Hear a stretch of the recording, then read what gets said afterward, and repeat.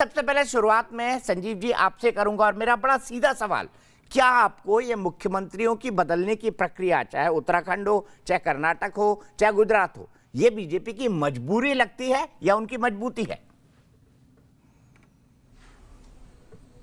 मजबूरी तो इसलिए कि उनके मुख्यमंत्री अच्छा काम नहीं कर रहे थे।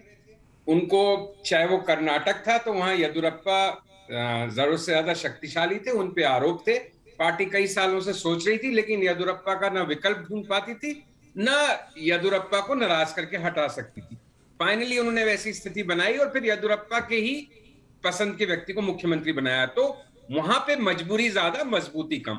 उत्तराखंड में मुख्यमंत्री बदलने की जो प्रक्रिया शुरू हुई, आप एक के बाद एक सिलसिलेवार कमजोर या नॉन परफॉर्मर चीफ मिनिस्टर्स लाए। आपने एक पे दाव खेला, दूसरे पे दाव खेला, तीसरे पे, अब तीसरे पे खेला। गुजरात में एक नॉन परफॉर्मर, नॉन एंटिटी को चीफ मिनिस्टर रूपानी जी को बनाया। सबको मालूम था वो रबर स्टैंप चीफ मिनिस्टर है। और अब एक पटेल को लाके बिल्कुल सबको आश्चर्यचकित कर दिया। बिल्कुल नया नाम जिसकी कोई चर्चा नहीं थी, साफ सुथरा नाम। तो मजबूरी तो बदलने की बात है, लेकिन मजबूती ऐसे कि मुख्यमंत्री बदलते जाते हैं वो, और कोई कानो कान खबर नहीं होती, कोई सुगबुगाहट नहीं, विद्रोह की, बगावत की, कोई पार्टी में अनिश्चितता नहीं। कांग्रेस में कहीं सरकारें नहीं बदल रही हैं, लेकिन इतना हंगामा मचा हुआ है। तो कहीं ना कहीं आला कमान का जो इकबाल है वो बीजेपी में कायम है, चाहे हम उनसे सहमत हों कि नहीं हो।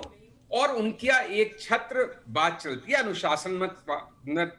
अनुशासनात्मक वाली पार्टी है, और मोदी जी के इशारे पे पूरी तरह से सब उनके पीछे चल रहे हैं। कांग्रेस में स्थिति इसके बिल्कुल विपरीत है। तो हटाना मजबूरी, लेकिन नए को नियुक्त करते समय मजबूती का परिचय देती है बीजेपी और बीजेपी की सेंट्रल लीडरशिप।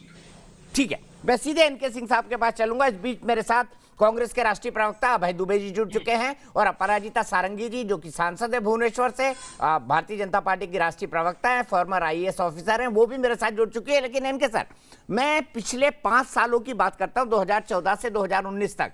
मनोहर लाल खट्टर अलोकप्रिय होते हुए भी नहीं बदले गए, अभी भी अलोकप्रिय हैं, फिर भी नहीं बदले गए। रघुवर दास, एक ऐसा नाम जो मुख्यमंत्री होते हुए हार गया, उनको भी नहीं बदला गया। देवेंद्र फडणवीस, जिनके शिवसेना के साथ बड़े खट्टे मीठे रिलेशनशिप थे और शायद उन्हीं के नाम के चलते अगली बार सरकार नहीं बन पाई, उनको नहीं बदला गया। क्या बीजेपी इन पुरानी गलतियों से सीख रही है?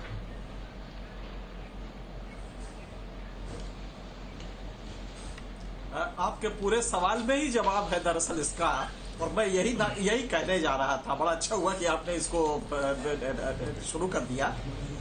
देखिए, भारतीय समाज एकल लीडरशिप का समाज है। इसमें हम अपने एक नेता को वोट देते हैं, पार्टी की आइडियोलॉजी क्या है बहुत ज्यादा हम मुतासिर उससे नहीं होते हैं।